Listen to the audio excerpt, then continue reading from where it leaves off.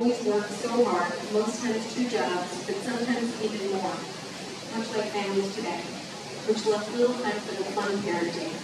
It was mostly about getting our chores done, doing well in school, and watching out for each other. And helping Debbie put the slideshow together, grabbing things off of Facebook, or the tons of pictures that Hazel shared from the Trump photos, I see their transformation as they aged and their situation changed. My understanding of them matured over the last few weeks. I see the parents of my youth who, exhausted from a 7-day work week, would make the kids go to church but not come themselves. Growing up, when we would move from place to place, we really thought that Grandma always chose the church based on who would keep us the longest or who had a van to pick us up. When they retired, they had more time to find a church family where they could give themselves 110% to helping others. I was thrilled when Graham asked for a large print Bible for her birthday one year, and we would spend time sharing stories of our church families, and she would tell me about Dad singing at the church, and the kids doing spiritual dance. Mom and Dad loved going to church with Hazel and her family. She especially loved this church. So thank you, Pastor Jody, for that.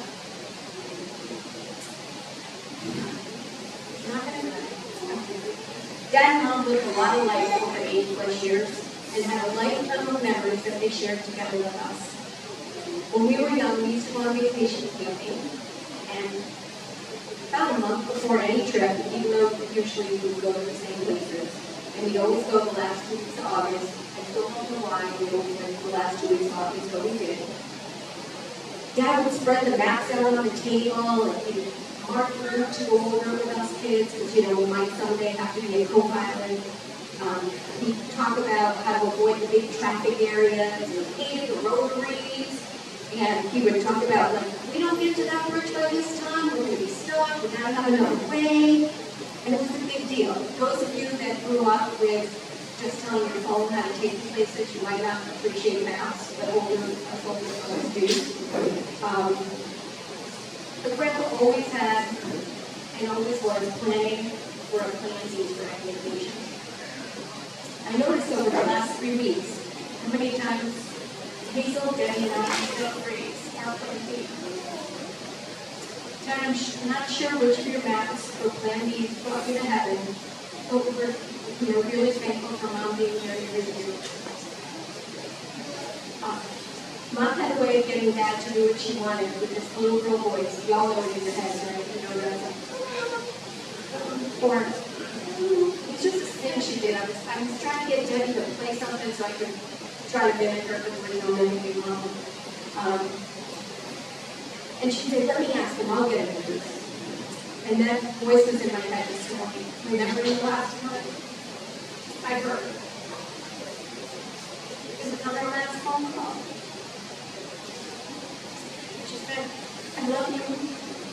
How often you love them. How your kids you love them.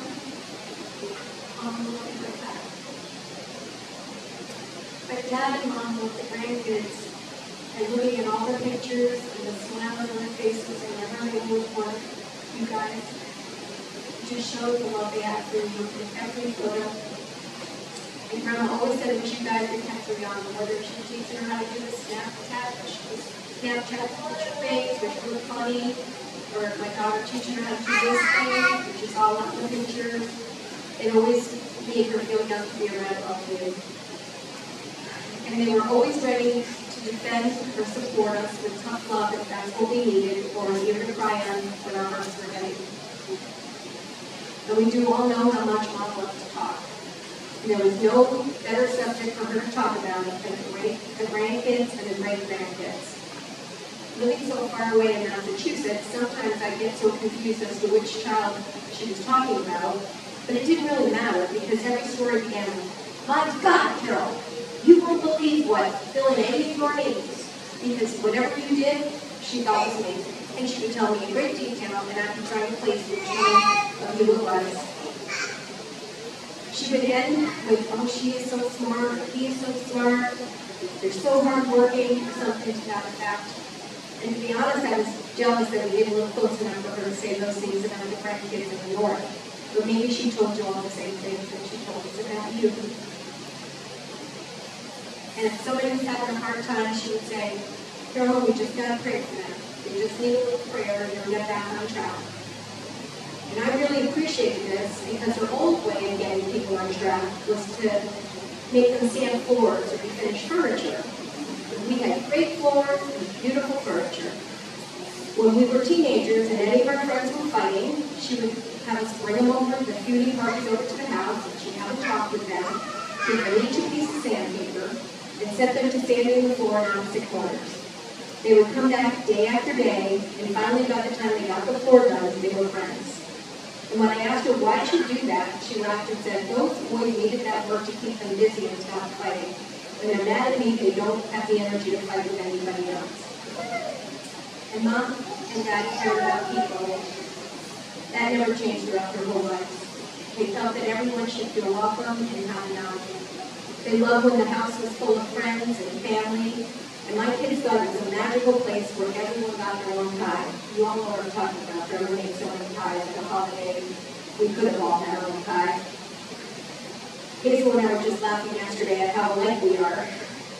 We almost make too much food because we're afraid there won't be enough. But something that there was always enough of was Mom's time for others. Her schedule revolved around the bread giveaway, the senior center project, the veterans meeting meal, and whatever cause she was supporting. Once when I was here and she had a medical issue and I was trying to help Dad get an appointment with her with the doctor, every point of the schedule gave a Mom would say, I can't do that. I got the bread giveaway. I got the soup kitchen. I got the whatever.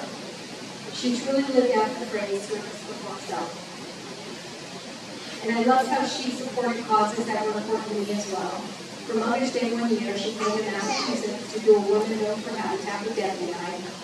She donned her blue hard hat and immediately started taking charge of her crew, which included her boss. She must have made an impression because they corresponded for over 5 years after that. And she called me one night crying and upset like I'd never heard before. I'm sure it's something that happened up before us. And she was saying, you've got to do something. There are these homeless kids living under a bridge near our soup kitchen. I feed them, but they have nowhere to live. And after asking her some questions, I was trying to think about solutions when she said, oh, I know. You call Jimmy Carter and tell him Habitat has to do something about him. And I explained that I don't have Jimmy Carter's personal phone number on a speed dial. And she replied, well, you should. There's a lot of things that you could help us get done. Help us get done. Raise your hand if you've ever had to work into one of Mom's projects. I don't see many of you without a hand up. Mom was like a Pied Piper of volunteers. She would see something that needed to get done, and the next thing you know, she would enlist Dad and her friends, work together to work on it, and suddenly it was done. She was the ultimate problem solver. When folks had trouble getting to the traditional food banks, Mom and Dad set up community food banks in people's garages or sheds, and even delivered food if people needed it. She was never afraid to ask for things to help others and work with a variety of stores collecting food to give out. Whenever I visited, we'd collect food from the different stores for the giveaway, as Mom called it. And she would know the story of each person that came, and she would give them a hug and tell them times are hard, but we'll get through it. And all the people would be so happy to see Miss Carol and Mr. Tom. And Mom would introduce me as her daughter, and they would ask, are you the daughter that makes people healthy? No, that's right. Well, are you the one with the sewing business? Nope, that was Donna. The one that's getting all those kids fed up to school? Nope, that was Hazel. Or are you the one that knows Jimmy Carter? I've met him a couple times, but we don't love much. Imagine how much Mom must have talked about all of us if they would have that kind of detail about each of us. She was so proud of each of us and so proud of each of you. Much like Mom and Dad have transformed over the years, we have the same opportunities as parents that we learn from them and grow.